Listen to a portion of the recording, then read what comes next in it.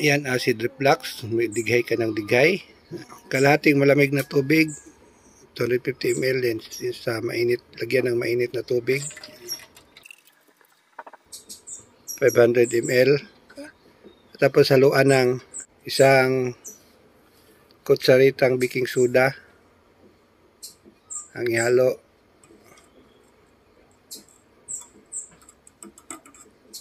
Mix lang ng maayos ng matunaw.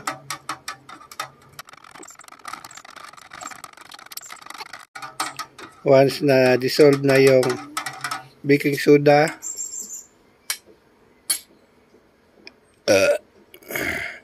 digay ko ng digay, inumin lang ng dahan-dahan.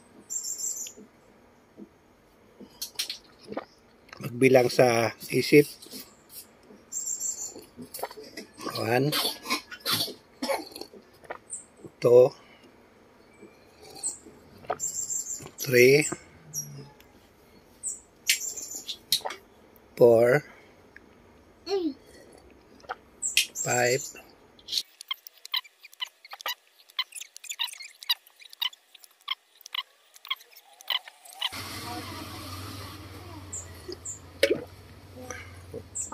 19, 20, until maubos mo tong iyong tubig na 500 ml na tubig, warm water with baking soda. So ngayon medyo nainitan yung ating tiyan, medyo nawawala na yung ating pagdidigay. So tuloy na, ubusin muna natin to.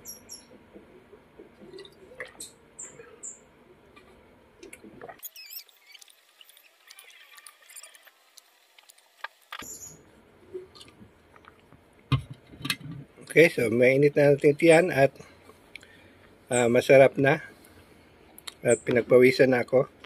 So yun po ang pangpatanggal ng acid reflux. So thank you GMN Holistic sa information at sa knowledge na ating nalalaman dahil sa pag-subscribe at pagsunod natin niya. So thank you sa ating Elohim ni Abraham, Elohim ni Jacob, Elohim ni Isaac, Elohim ni Israel.